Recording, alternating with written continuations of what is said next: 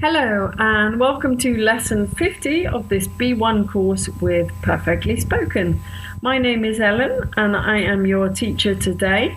And today's lesson is a review lesson of lessons 46 to 49. Okay, and today we will review vocabulary related to music and the arts, which we looked at in lesson 46. We will remember how to make predictions using will, won't, may and might, which we looked at in lesson 47. We will practice using different phrasal verbs, which we looked at in lesson 48. And we will look at examples of semi-formal and informal apology letters or emails, which we looked at in lesson 49. Okay, so in lesson 49, we looked at different language depending on the formality and who we are writing to. And then I gave you homework. I hope you did your homework. And you had to write a semi-formal and an informal letter. Today, I'm going to show you some examples that I have written, and you can compare them to your homework. Okay, so the first task today, we're reviewing music and the arts. I've chosen to review these adjectives because they're very, very useful, not only to describe music and the arts, but for many different situations. Music and the arts will help you understand the meaning of the words, but they're useful in lots of different situations. So I want you to divide these columns into positive and negative. Okay, pause the recording and off you go. Good luck. Okay, let's have a look at the answers together. So, these are the positive adjectives: relaxed, intrigued, upbeat, excited, curious. And the negative adjectives: unimpressed, anxious, depressed, confused, bored. Okay, I'm sure that you selected the right positive and negative adjectives. And like I say, I think these adjectives are really important to become familiar with, to practice using, because they're very versatile. You can use them in different situations. Now we're gonna do an extra task. I'd like you to choose a piece of artwork, a book that you have in your home around you, and then I'd like you to practice speaking using these adjectives to describe how it makes you feel, or characters in the book, in the picture. Okay, so use some of these adjectives to describe it. Practice speaking. Okay, I'm going to show you an example that I have and describe it using some of those adjectives.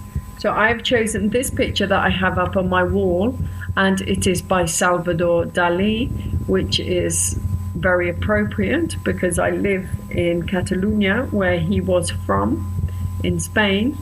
And this picture is not typical Salvador Dali because it's not abstract. He drew lots of abstract art, which was sometimes a bit confusing.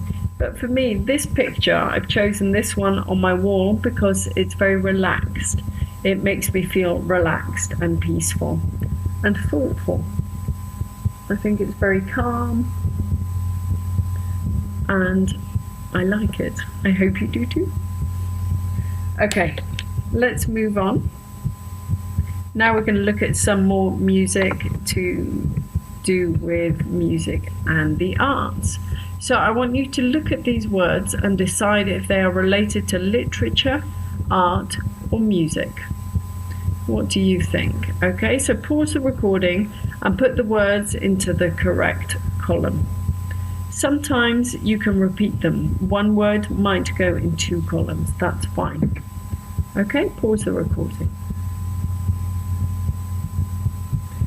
Okay, welcome back. Let's have a look together at the answers.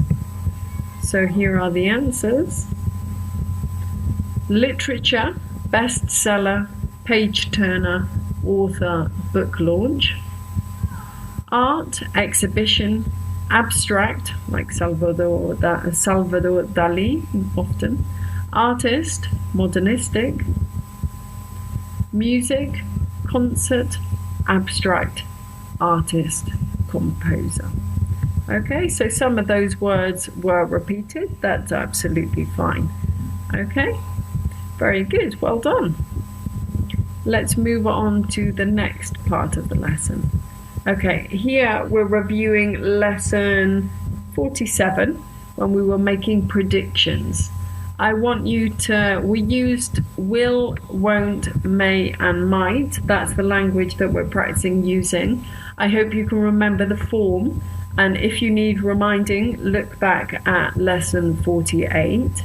Okay, and here we're just going to practice using the language and making predictions. What will the world be like in 2050? Use will, won't, may, or might, and think about your job, your family, pollution, world peace, transport, the weather. Okay, so pause the recording and think about these different things. Make predictions.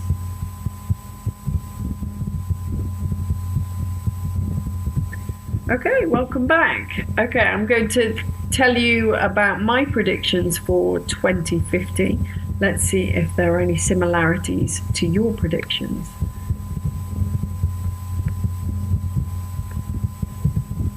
Okay, my predictions to task 3. I will be working in education and I may be a boss. My nephews and nieces might be married. That's a little bit scary because they're so young at the moment, but by 2050, maybe they might be married. Pollution might not be improving. I hope it is, but it might not be improving. The world may be more peaceful. Being optimistic, I hope so. The world may be more peaceful. I'm not confident enough to say the world will be more peaceful, but it may be more peaceful. We won't be flying in cars. Some people think we will be, but I don't think we will be flying in cars. Realistically, the logistics of it, trying to put a road in the sky and control all of those cars, I don't think so. We won't be flying in cars.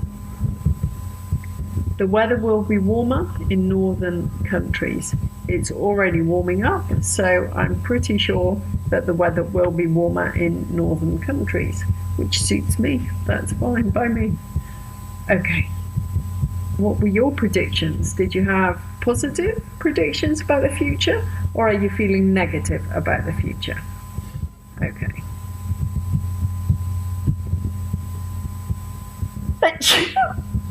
Excuse me. Sorry. Okay, and let's move on to task 4. Okay, this is reviewing lesson 48, and in lesson 48 we looked at 11 phrasal verbs.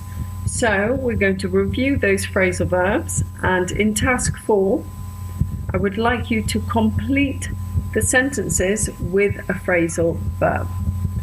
Okay, so pause on this slide and complete the sentences.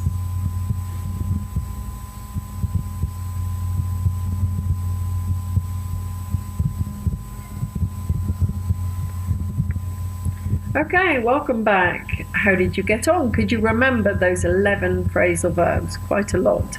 And we have only got 8 sentences, so you had to choose the correct phrasal verb. Let's have a look at the answers. So number 1, that new fashion is horrible. It will never catch on. Number 2, they have a good relationship and get on with each other very well. Number 3, when I am too tired to cook, I love to eat out at my favourite restaurant. Number 4. As a child, she grew up in the countryside. Number 5.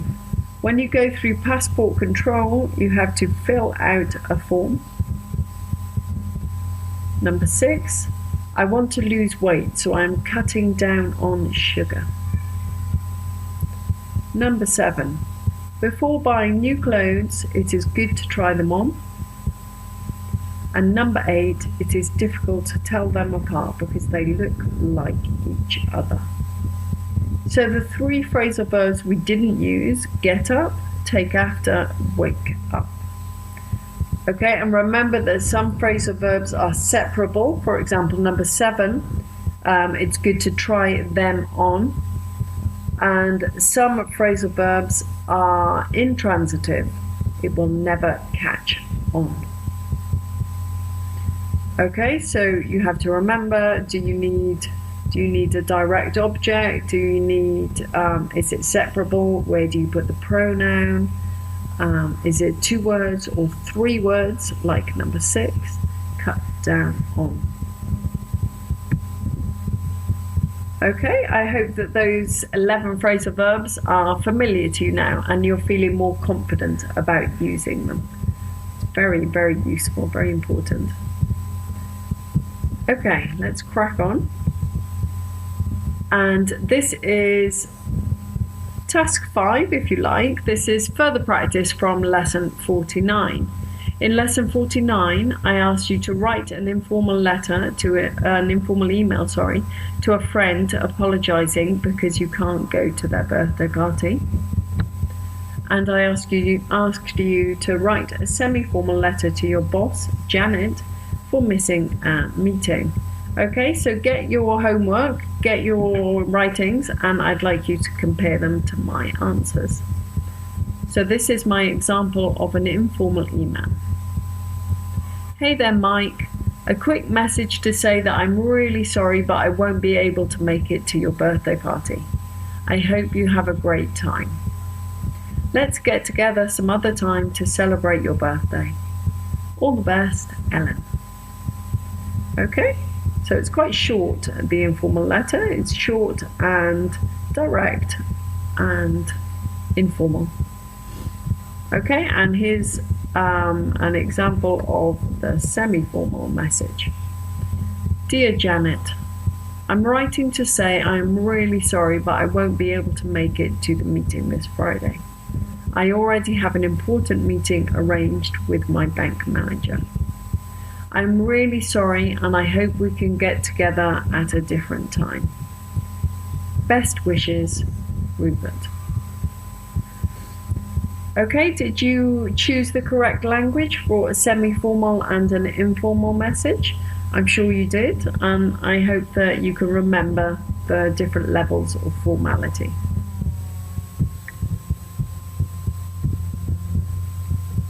Okay. Next lesson, in lesson 51, this is going to be a fun lesson. We're going to practice using comparative and superlative adjectives. We're going to learn more language for comparing, for example, as. I'll explain that in more detail next lesson. And we're going to look at the difference between ed and ing adjectives. For example, excited, exciting.